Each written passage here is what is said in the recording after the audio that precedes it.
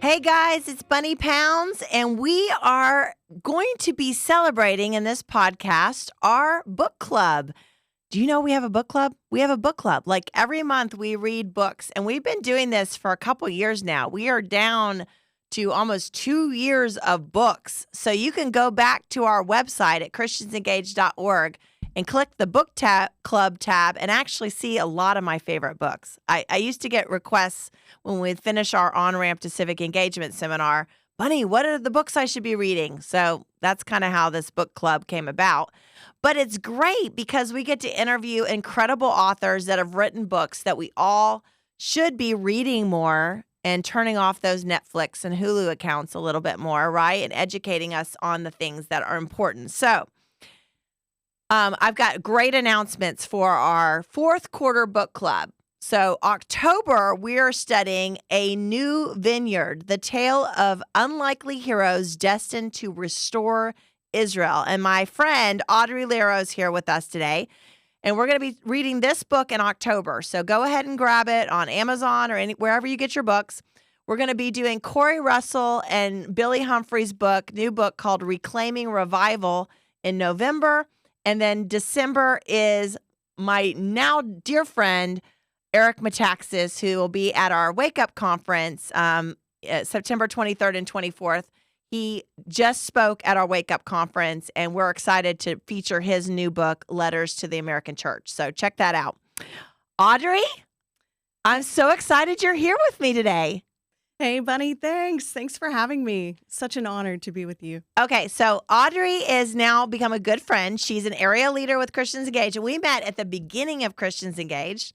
And we both like to pray at the upper room, and she's a prayer warrior. She's an intercessor. She also leads her own real estate company, and you just sold our house. Thank you. Yes, all the things. We are very connected. Very connected. So we are very thankful. And so we start talking, and we have so many things in common, but we started talking about our love for Israel one day, and then you told me, I wrote a book on Israel. I'm like, what? Audrey, that was a shock. You wrote a book on Israel. And I'm telling you guys, this book is amazing. I know she has much to say on this, but let's just start on this. Why a book on Israel, and how did this just all come to be? Oh, yeah. Great question. So back in 2014, I actually bought a house in Dallas.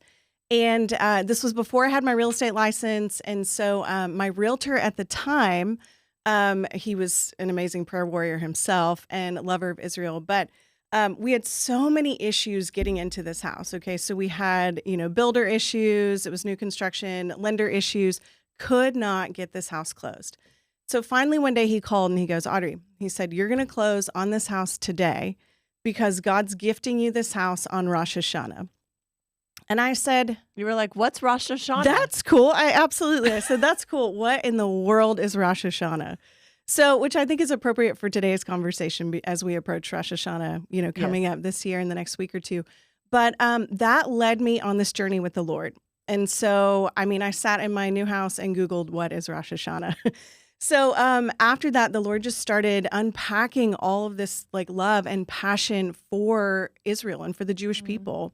And so that led me on a journey to want to go to Israel. So then in 2015, my good friend Sarah Johnson and her mom, Jenny Johnson, they are, pro-Israel, avid Israel supporters and have been for years. So they have so many connections. So they were so kind to let me join them on an adventure. So we go there, we're hanging out in Jerusalem, and then we go into the West Bank to meet some of their friends who live there. And as we are meeting all these wonderful people, I was at this dinner one night where, in the West Bank, there's all of the thoughts and feelings of the biblical mystery and yes, all of these things happening in my heart. And I'm like, God, why did you bring me here? What is this about? And all of a sudden, I feel like he dropped in my spirit. He said, I want you to tell the story of these people. I want you to tell the story of this land, kind of the modern day, how is Israel developing? And so that's where it all came from. And so I spent a couple years going back and forth and doing tons of interviews to collect information and put it in a book. Which that's your process fascinates me with this because it's hard enough, Audrey, to write a book on. I mean, I've written several books on my life or theology and, for new believers and different things. It's hard enough to write what you know, to let alone to write something that you don't know in a culture and a land that we're learning in the process probably of writing this. How intense was that? I mean, Oh my gosh, so intense. how did you take notes? Or I'm hard to go into this, but it's just fascinating to me how you got it. This book is very well written, by the way, gosh, and thank just you. an amazing story of the people that we all love in Israel. And I just think it's fascinating. Yeah, I mean, there's the language barrier for sure, and then the religious barrier. So you're constantly just engaging with the people. I mean, I was just like, after I finished one interview, I would ask that person, all right, who do I need to meet next? And some of those interviews happened in Texas as well, and in Florida, and talking with Christians who had also been on these, mission trips and adventures into Israel. So they could help guide me, to meet with the next person and the next person. And then I just asked tons of questions, just what brought you back to Israel? Because, a lot of these people had been scattered, Yeah. through the diaspora, and their families had been scattered. So they're making their way back to the Holy Land. And so I always start with that question, like, what brought you here? And then that really opens them up just to kind of share their family story. Well, I know a lot of Christians, they think about the land of Israel. This is the place that Jesus walked, right? So much history, Old Testament, New Testament in this land. I know when I first went in 2015, just walking in Jerusalem in the old city, right? And thinking Jesus probably walked by here, I mean, it's fascinating. But there's also a lot of misconceptions about modern Israel and the land as it is now. And Christians walk in thinking that everything's amazingly holy and every person that lives there is amazing, holy. And there's just a lot of misconceptions. What are some of the things that you learned just really diving into Israel culture? Oh, yeah. I mean, I think you hit on the misconceptions. I think one of the biggest ones is, that it's just this desert land and that it's this big war zone, if you turn on the news. Yeah, we're afraid to go because we're going to get killed, right, if we go into Israel. Absolutely. And so, I mean, I was bracing for a little of that, as I approached it. But in reality, everyone was really kind. I mean, for the most part, and they're just moving around the day just like you and I would, moving through the city, taking their kids to school, running their businesses. So that was kind of mind-boggling, the modern day element of watching these people in the Holy Land. Like, you're Yes, right. Like, you're at the yes. Western Wall and you're like, it's like one of the most beautiful places on the earth. And then you've got like people just doing their daily life. So kind of a bizarre reality to wrap your mind around. And it's fascinating because even Jewish people it's almost like we have multi-denominations in the Christian faith, right? And people don't think about the Jewish people having degrees of belief system. So you have the ultra-Orthodox, then you got the conservatives, and then you got the Reformed, and there's like really 25 different versions or more in between those, right? Absolutely. And so it's fascinating that even within the Jewish faith, there's all these different shades. So, you write a story about a mayor of a city that this was fascinating to me because I kind of feel like a pioneer. I know you do too as an entrepreneur, this pioneering spirit. He's going in with his wife and we're going to go into a settlement and we're going to start from nothing and we're going to build a Jewish settlement in a very Arab part of Israel, right? Again, their hope is, hey, we're going to take back some of the land that is ours and that God gave to Abraham, Isaac, and Jacob, and we're going to build a thriving city or town here in this place. What are some of the things that you learned about settlements per se? Because the modern, news media wants to say that that's a horrible thing to do. Yeah, great question. Well, I learned, I mean, so they started these settlements just as like small, little communities, like little tent villages, if you will. But really, I mean, I'll kind of dig back into the history of it. So, obviously in 1948, when Israel became a nation again, the government got established. And so it started to expand and grow and wanted to create, these cities and really take back territory, like you said. Yes. But then in 1967, after the Six-Day War, the government, the Knesset, got very serious about this, and they started the Settlement Committee, where they, had these people go out and say, all right, we're going to actually choose plots of land. We're going to go, take groups of people, and we're going to go settle this territory with the idea of connecting Tel Aviv to Jerusalem for safety, for moving resources for the people.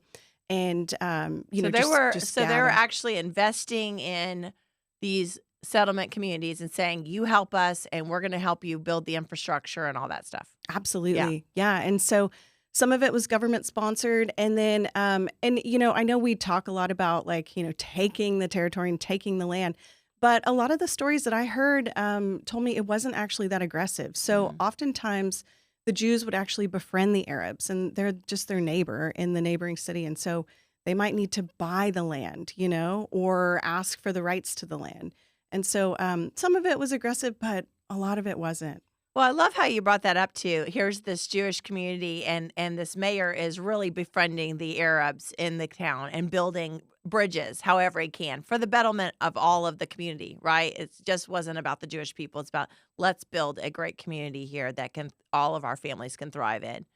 And that's another misconception about Israel, is that most Arabs and most Jews want peace in every realm. It's just the fringes of their quote unquote governments or different, extremists that want to bring division, right? Absolutely. Yeah, no, they're friends today. Like a lot of the neighboring towns, they have, mutual bus systems and friendships, and they'll shop, at each other's shops and things like that. Like it's not as hostile as I think we make it out to be in the West. Well, I loved you detailed out this mayor's life when he was young. He was dealing with some insecurities, and his father spoke destiny to him as a Jewish person, and really set his face. I'm gonna be a leader. And then to see his journey of pioneering with his family, and then just everything he had to go through. It's just a fascinating story that God can take ordinary people, right, and Totally. pioneer an amazing city that millions of people can be blessed by, right? But we see that with Israel. Israel's a miracle nation. 1948. Right. What a miracle, right? And then, but you see all this entrepreneurship, and a lot of people don't know that drip irrigation came from Israel, right? Yes. Africa is being benefited from that. I was down in South Texas looking at all the vines of all the wine growing in Fredericksburg and thinking drip irrigation, that came from Israel.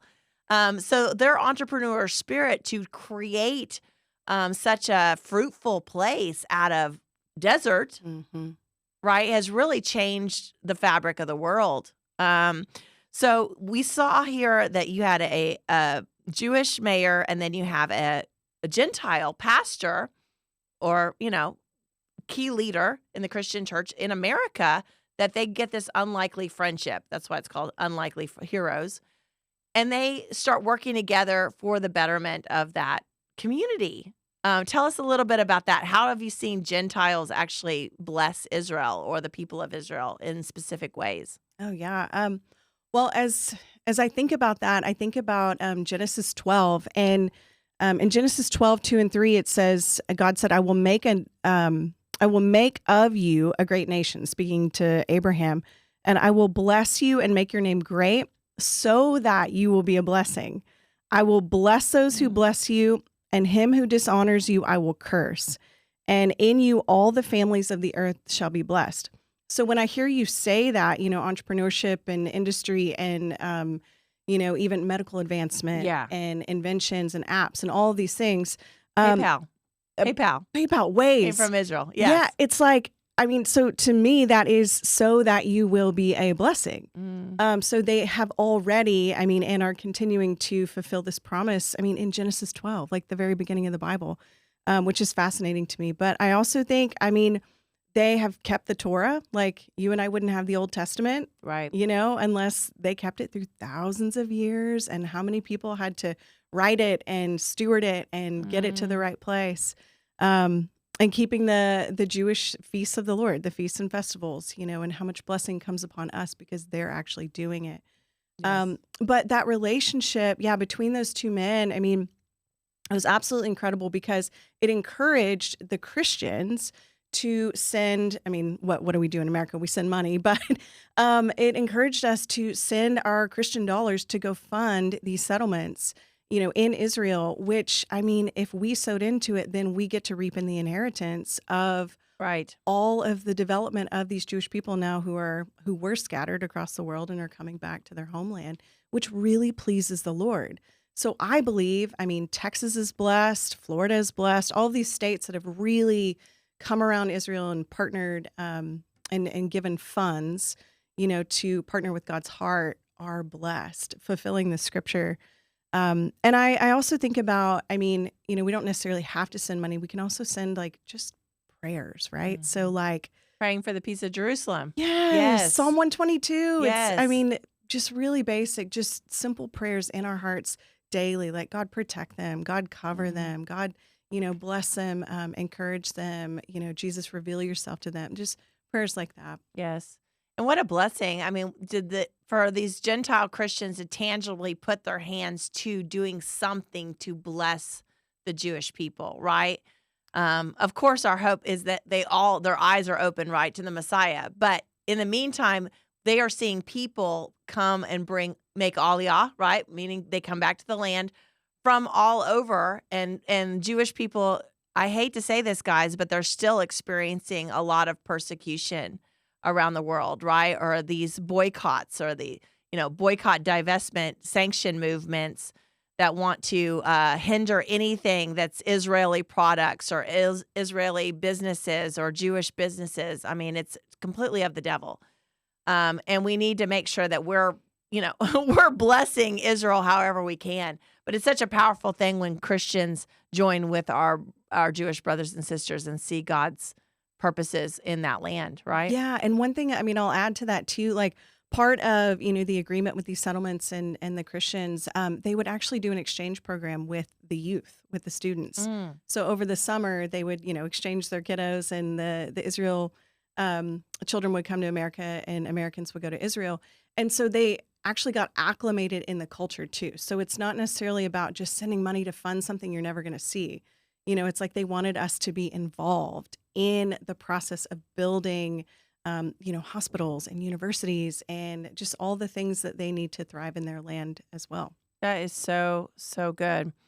So, what are you seeing as far as educating Christians on Israel?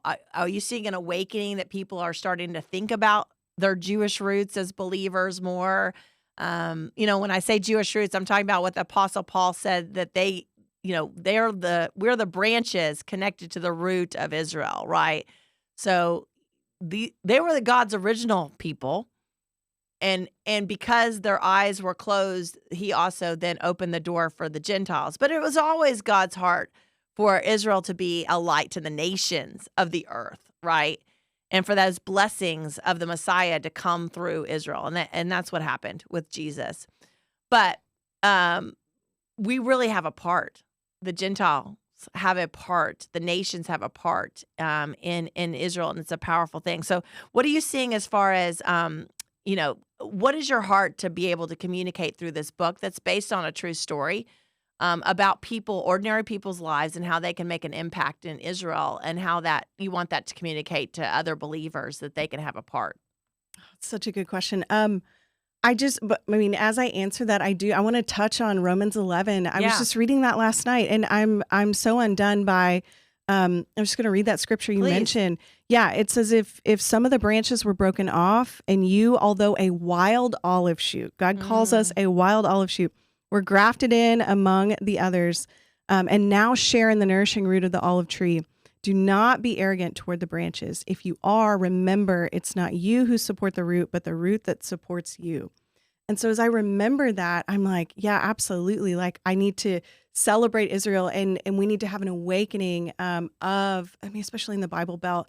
I grew up with replacement theology. I know a lot Yes. of us did, we didn't know. That means replacement theology means that we believe that the church replaced natural Israel in the thoughts and plans of God.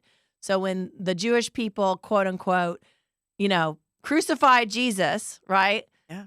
Then all of a sudden they're cut off, and now it's the church is the whole plan of God. But that is a heresy, really. Yeah, It's really a absolutely. heresy, because I want to say this to people, Audrey, is that if God can cut the natural Israel off, I want you to think about this. Is he not faithful enough to keep his covenant, his everlasting covenant with his people? Then what are we going to think about? Is he going to really keep his covenant with us?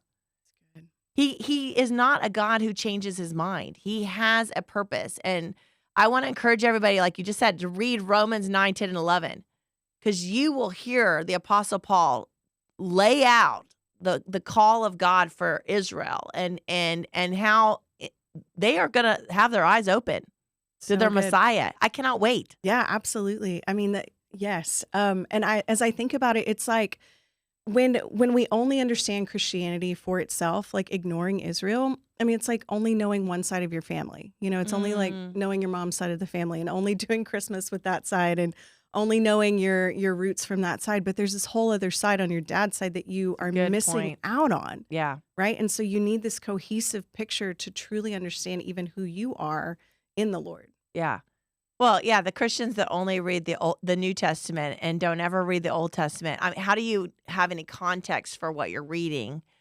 I'm not saying every little believer that just comes to Jesus needs to start in, Leviticus, but that's kind of a hard thing. Uh-huh. But read John, read Romans, read Hebrews, read some other books, and then, realize the context of the book of Hebrews doesn't make any sense if you don't understand the Old Testament laws and the synagogue and all of the liturgy, good. right? It's really, I mean, really you good. don't really understand what Jesus did to fulfill all that as the Lamb of God if you don't understand that they were killing lambs in the temple. Yeah. Right? I mean, yeah. And so what you're saying, it's like even as Jesus was dying on the cross, right? Like he died physically on Passover. And so Mhm. as the Jews are slaughtering the annual lamb to, release their sin, Jesus was saying, I am the lamb.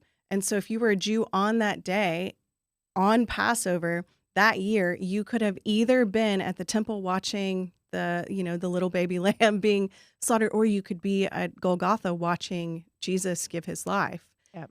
And so it's important for us to understand how brilliant God is and even fulfilling the scriptures of the Old Testament through the life of Jesus. Yeah. And I don't know if you know this, Audrey, but Tim and I used to teach Passover Seders every year for like 20 years. Oh my So gosh. just the 4 in the Passover Seder, guys, that the Jewish people have done for centuries, there's 4 cups that you're drinking, the covenants of God. And it's the 3rd cup, the cup of the kingdom, that Jesus lifts up after the meal, right? It says in Matthew and in Luke, that is the cup that he says, this is my blood, and it's just so powerful because it's not just this modern day church thing about, oh, I'm taking communion and I, and that's all good. But there's a context to it. In the middle of the Jewish, Passover Seder that he was speaking volumes. This is my body broken for you. A matzah that's bruised and pierced and slashed, right? Yeah. And unleavened without sin. It's just such a powerful thing. So any Christians have not experienced the Feast of the Lord, the Passover, Tabernacle, Pentecost, from a Jewish perspective, it's really powerful to study all that.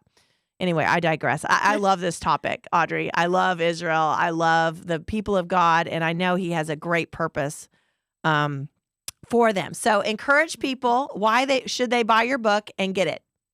Oh, wow. This book is just, it's such a wonderful experience through the eyes of a Christian into the land of Israel. So, if you can't quite get there just yet, which I encourage every single person to actually go and, experience the land. But if you can't, this will help you get engaged in your heart to understand why it matters, why the people matter, why it's important to God, why it's God's favorite, to be honest. Well, and I've been looking for a book on Israel to introduce in our book club. And, a lot of them are very thick and big, and they're really good. And we are going to get into those guys. But I thought this is a perfect one because I literally sat down in 2 evenings and read this book. And it's a really good book to start with and cut your teeth on, thinking about, the land and where the Jewish people have come from 1948 to now is just an amazing, amazing thing. So I want to encourage everybody to get the book.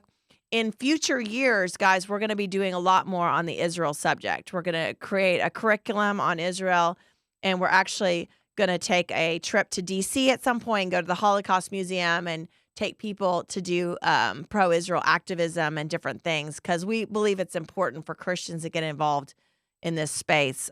So we got more things in this world as it relates to Israel coming forward in the next couple years, but just start with the book. Start with Audrey Lero's book, A New Vineyard. Get it on Amazon, and we'll go from there. And then take the rest of our classes, guys. If you have not taken our On-Ramp to Civic Engagement seminar, start with that. And then as new classes come open, we're going to have lots of more classes. You can then just build on that as foundations, right? Keep educating yourself. And that's what I love about you, Audrey. You're always learning. I love it. I love learning. I love YouTube. Yeah, I love the prayer room. You love YouTube. I love YouTube. I can go down a rabbit hole real fast. Yeah, my kids have been working on the house, and I'm like, I don't know, just look that up on YouTube, figure out how to repair that hole, do something. That's awesome. Well, thank you for being with us, Audrey. And everybody check out Audrey Lero's book, A New Vineyard. And if you're in the Dallas-Fort Worth area and you need a real estate agent, Audrey Lero Real Estate. She gets it done. Thanks, Bunny. So thank you, friend. Thank you so much. Such an honor to be with you. Thanks.